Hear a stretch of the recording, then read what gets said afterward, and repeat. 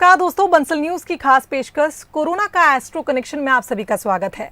मैं आपके साथ और शुभांगी सिंह लेकर आई हूं एक ऐसे एस्ट्रोलॉजर को जो कि आपको बताएंगे कि कोरोना में किस तरह से एस्ट्रोलॉजी काम कर रही है। दोस्तों, आज हम जिनसे रूबरू होने जा रहे हैं उन्हें बॉलीवुड इंडस्ट्री के डॉक्टर ऑफ एस्ट्रोलॉजी कहा जाता है। जी हाँ, हम बात कर रहे हैं एस्ट्रोलॉजर दीपक पंडित जी की, जो सेलिब्रिटी एस्ट्रोलॉजर हैं। साथ ही वो famous actors, directors, sports persons, politicians के कंसल्टेंट भी हैं। दोस्तों, दीपक जी लोगों से पर्सनली और फिलोसफिकली इंटरैक्ट कर उनकी समस्या जानते हैं और उनकी मदद करते हैं। इनकी कोशिश रहती है कि वो लोगों की मदद कर उन्हें लाइफ को बेस्ट तरह से जीने की सलाह दें। आज हम दीपक पंडित जी से दुनिया में कोरोना महामारी के कारण बनी स्थितियों पर बात करेंगे और उनसे जानेंगे कि आखिर कोरोना का एस्ट्रो कनेक्शन क्या है। तो इस चर्चा को आगे बढ़ाने के लिए हमारे साथ न्यूज हेड शरद द्विवेदी जी भी जुड़ चुके हैं, जो सर से रूबरू होंगे और दीपक सर से जानेंगे कि कोरोना महामारी में किस तरह से एस्ट्रोलॉजी काम कर रही है। Over to you sir. बहुत शुक्रिया शुभांगी, धन्यवाद आपको। और बेशक आपने जो इंट्रोडक्शन दिया, दीपक पंडित जी एक बड़ा नाम है अगर एस्ट्रोलॉजी की हम बात करें, और ज्योतिष विज्ञान एक बहुत ही वैज्ञानिक माध्यम भी माना जाता है। और ये दावा लगातार सामने आता है कि ये भी एक विज्ञान है।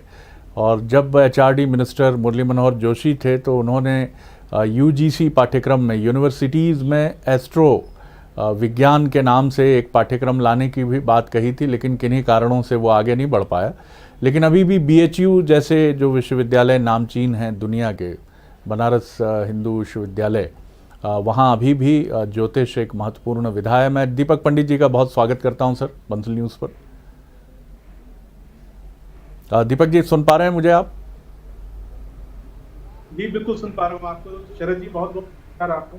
जी, सभी सुनकर आज हनुमान जयंती की बहुत बहुत शुभकामनाएं। बिल्कुल सर, और बहुत शुभकामनाएं आपको भी। और आपके माध्यम से हम ये भी ज़रूर जानना चाहेंगे, दर्शकों को भी बहुत शुभकामनाएं। और सबसे पहले मैं आपसे यही जानना चाहूँगा सर, एक सवाल हम सब के मन में है कि ज्योतिष विज्ञान कोरोना को ख़ास तौर से किस तरह देखता है कि पिछले साल और इस साल में बहुत अंतर है।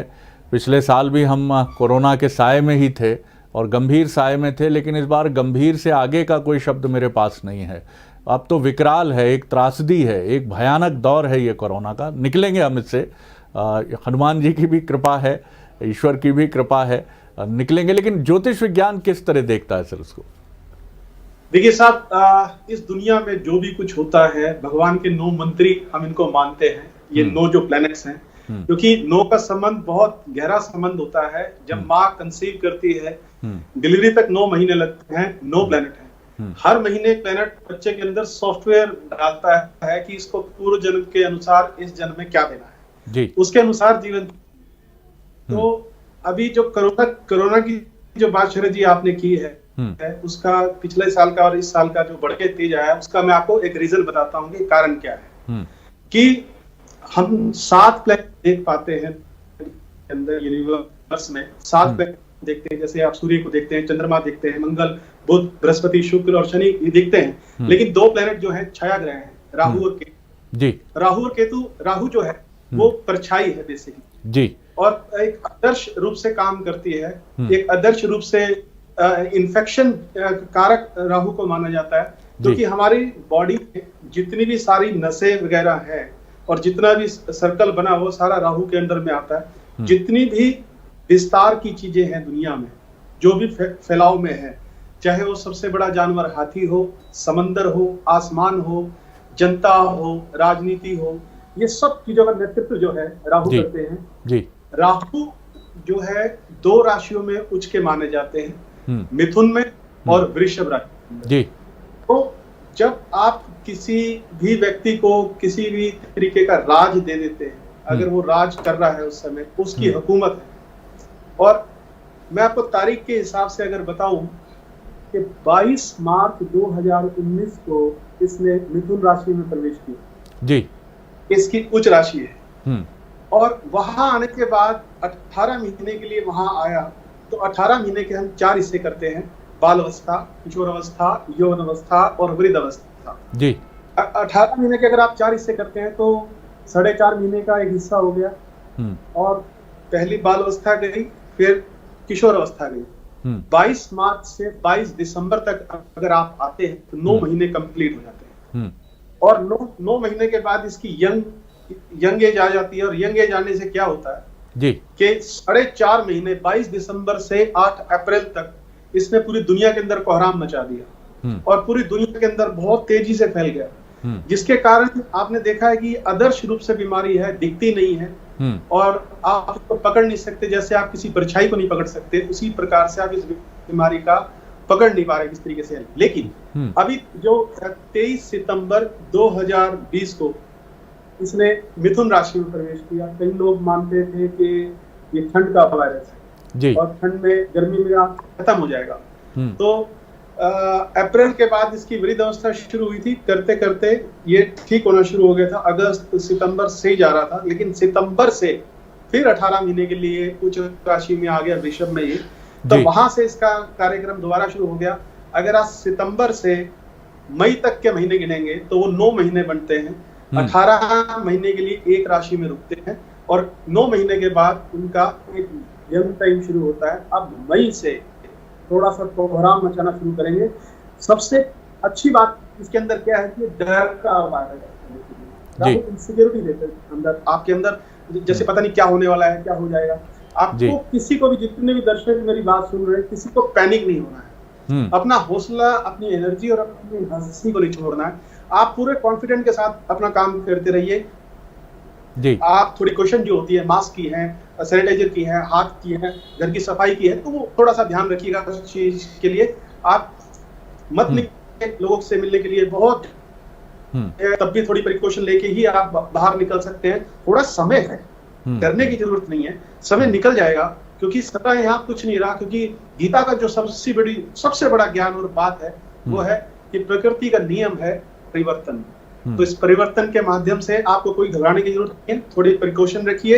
ये अगले तकरीबन 1-1.5 महीना जून के एंड तक ये शांत होना शुरू होगा। जुलाई के अंदर ये समाप्ति की तरफ चला जाएगा।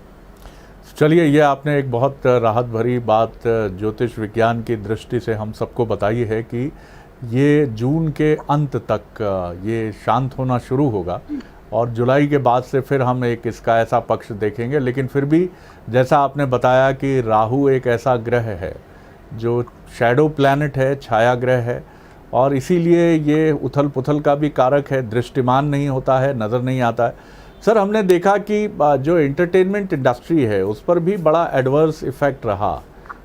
बॉलीवुड में हमने पिछले साल कई हस्तियों को खोया, सुशांत सिंह, इरफान खान, ऋषि कपूर।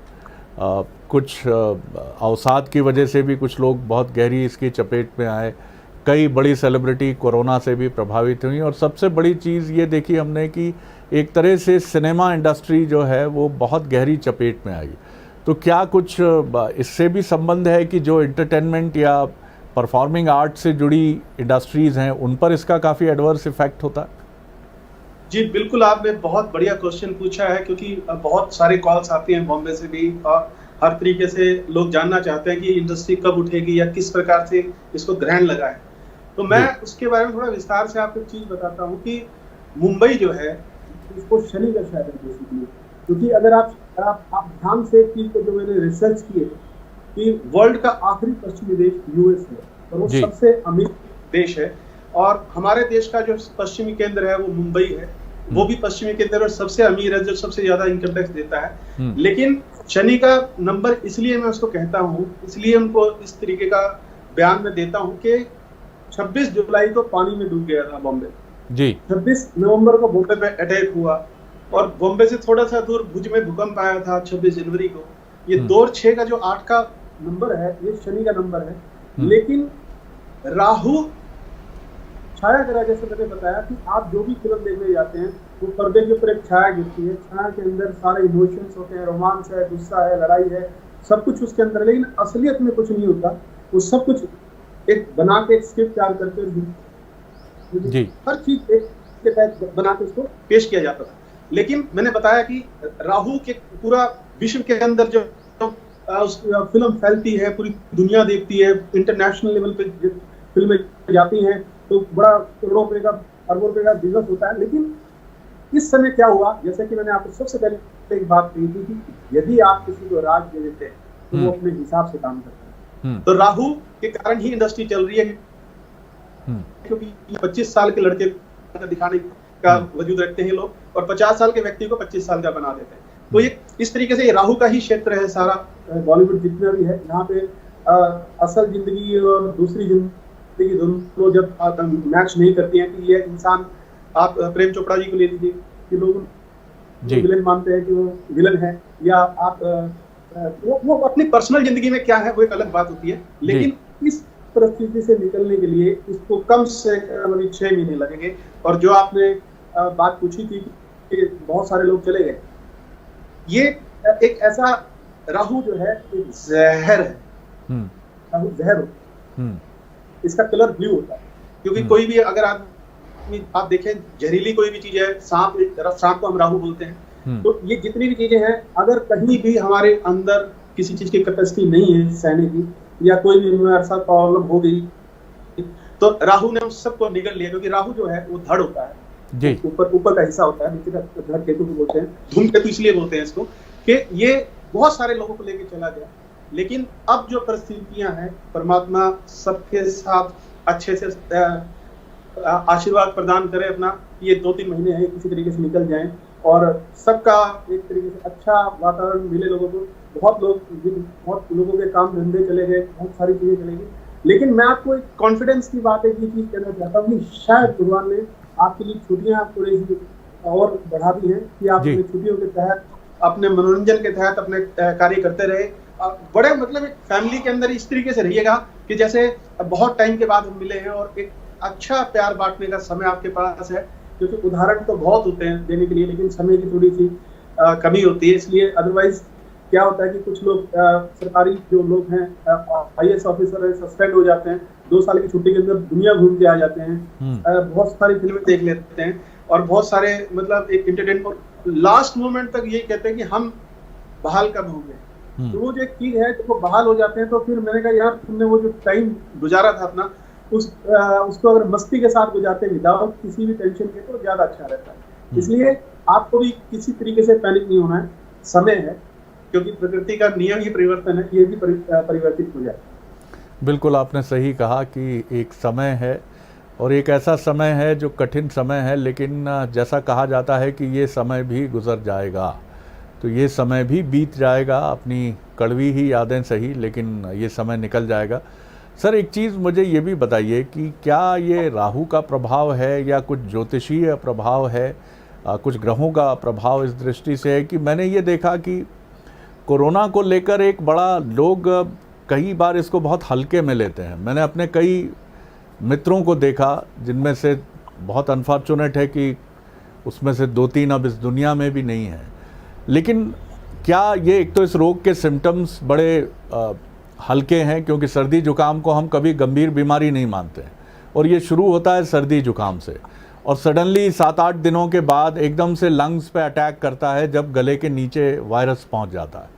तो क्या ये कुछ कुछ इम्पैक्ट है कि आप इस रोग को शुरू में बहुत हल्के में लेते हैं और बाद में जब ये गंभीर रूप से आपको चपेट में लेता है, और कई बार मैंने ये देखा कि रोग आपका गंभीर नहीं है, लेकिन आप रोग को लेकर इतने गंभीर हो जाते हैं कि ये रोग गंभीर बन जाता है। इसमें आपने एक अच्छी बात की है, क्योंकि आपने लंग्स की बात की है कि यहाँ पे हमारे जब ये चीजें बढ़ जाती हैं, क्योंकि आप जितने भी बड़े शहर देख रहे हैं, जैसे दिल्ली के अंदर इस समय बहुत बुरी हालत है, महाराष्ट्र बॉम्बे में सबसे ज्यादा हालत खराब है। उसका कारण क्या है कि जहाँ राहु का विस्तार ज्यादा है, जहाँ आबादी ज्यादा है, और उन आबादी के क्षेत्रों के अंदर जो हमारे लंग्स हैं, उनके अंदर थोड़ी प्रॉब्लम लोगों को होती है पोल्यूशन की वजह से। और राहु का राज है, राहु ने अपना विस्तार कर दिया। मान लीजिए आप अपने घर में कोई परफ्यूम छिड़कते हैं या कुछ भी अगरबत्ती जलाते हैं, तो वो घर में पूरे में खुशबू हो जाती है उसकी जी। तो कुछ इसी प्रकार से जब कोई नेगेटिव कोई गैस या कुछ भी इस तरीके से वातावरण में फैलता है एक जहर की तरीके से, तो वो ये माहौल उस तरीके का है कि चाहे वो आप बॉम्बे में हो, चाहे आप दिल्ली में हो, या जितने भी बड़े शहर हैं वहाँ सब चीजें जो फैल रही है, उसका सबसे मेन कारण राहु का ही है। अभी आप देखेंगे कि अभी आपने पिछले साल देखा कि विजिबिलिटी कितनी क्लियर हो गई थी, लोगों ने बड़ी दूर से चीज देखनी शुरू की थी, वातावरण शुद्ध होना शुरू हो गया था, और पोल्यूशन नाम की बहुत कम हो गया था, बहुत कम हो गया जी।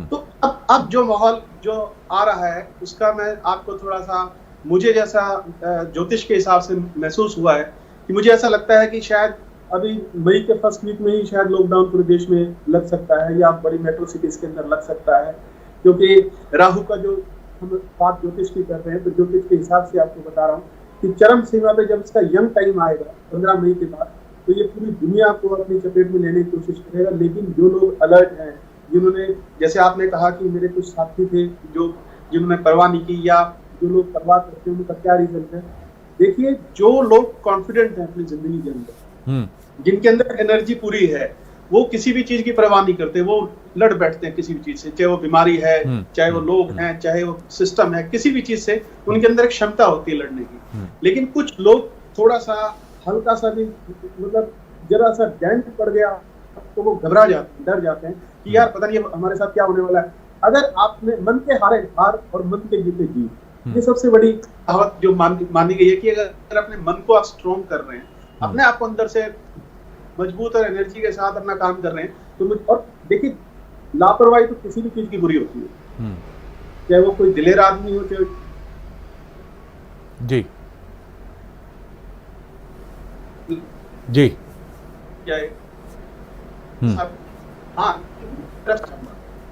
आपको जितने भी लोग मेरी बात सुन रहे हैं, आप अपना कॉन्फिडेंस मत जाने देना, अपनी एनर्जी मत जाने देना। आखिरी मोमेंट्स तक आदमी को लड़ना चाहिए अपनी जिंदगी के साथ, तभी आपका हौसला और आपकी जिंदगी से इस्लाम होगी। बिल्कुल सर, आपने बहुत इंपॉर्टेंट बात की और कंक्लूड कर रहा हूँ इस सवाल के साथ इस चर्चा को। आपने एक बहुत अच्छा मंत्र दिया कि मन के हारे हार है, मन के जीते जीत, और मन की शुद्धता और मन की पवित्रता, purity of the soul, soul तो खैर पवित्र होती ही है, मन की शुद्धता जो है, आपका जो सोच है उसकी पवित्रता बहुत ज़रूरी है। और राहु के बारे में हमने ये भी सुना है कि हनुमान जयंती है आज, हनुमान जी की आराधना और शिव की आराधना राहु को एक ऐसी आइडियल सिचुएशन में रखती है जो आपको नुकसान नहीं पहुंचाती है। ये एक स्पिरिचुअल या एस्ट्रो एस्पेक्ट है इसका। किस तरह से हम अपने मन को प्योर रखें, मजबूत रखें? आखिरी सवाल संक्षेप में जवाब चाहूँगा आपसे।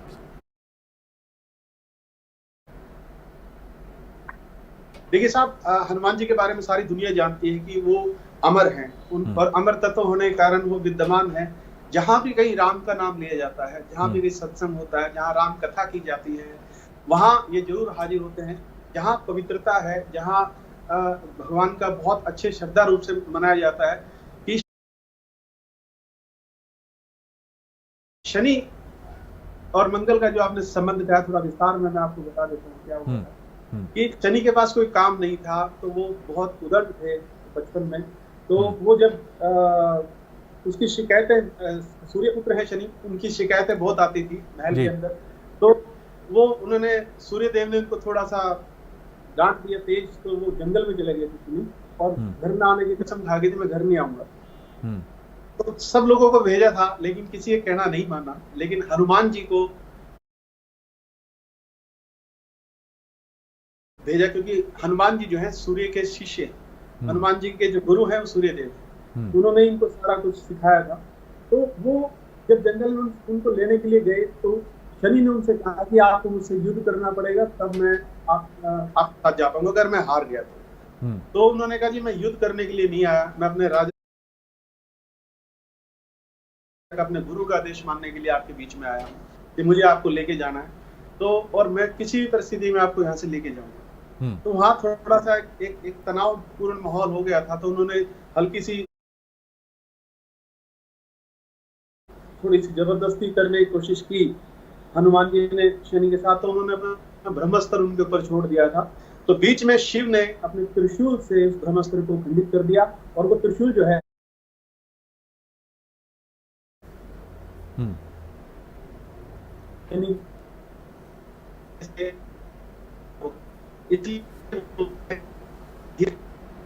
माफी मांगा इस चीज के लिए कि मुझसे गलती हो गई, और इनकी मैत्री हुई कि मंगलवार को और शनिवार को जब भी शनि और हनुमान जी का नाम लिया जाएगा,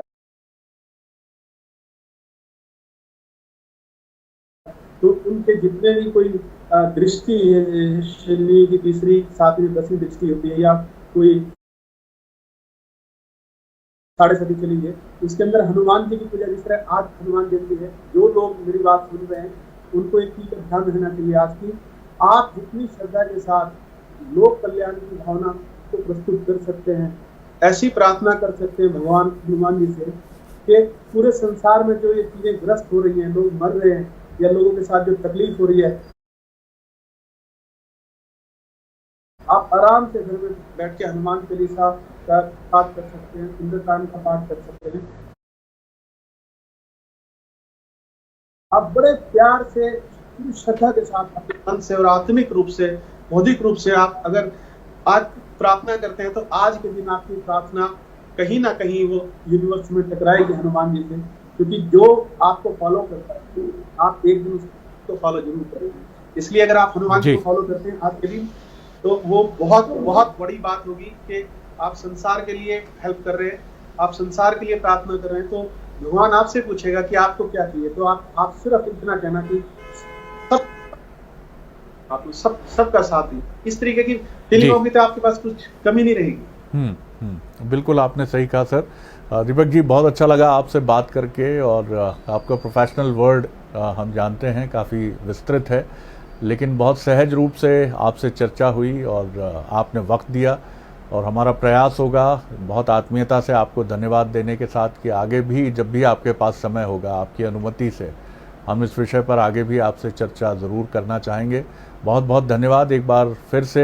हनुमान जयंती की आपको भी शुभकामनाएं, और आप इसी तरह ह्यूमैनिटी के लिए, लोगों के लिए एक आध्यात्मिक और एस्ट्रो मदद का रास्ता हमेशा ओपन अप करके आगे बढ़ते रहें सर। इसके लिए भी आपको शुभकामनाएं। बहुत धन्यवाद। शुभांगी, आपकी तरफ आ रहा हूँ। जी शरद जी, बहुत बहुत धन्यवाद आपका हमारे साथ इस चर्चा में जुड़ने के लिए। और जैसा दीपक जी ने कहा कि मन के हारे हार है, मन के जीते जीत, तो मेडिकल साइंस के साथ साथ एस्ट्रोलॉजिकल वर्ड भी हमें यही कहता है कि हमें मन को पॉजिटिव रखना है और कोरोना से लड़ाई हम जल्द ही जीतेंगे। इस खास पेशकश में फिलहाल इतना ही। दीजिए इजाजत। नमस्कार।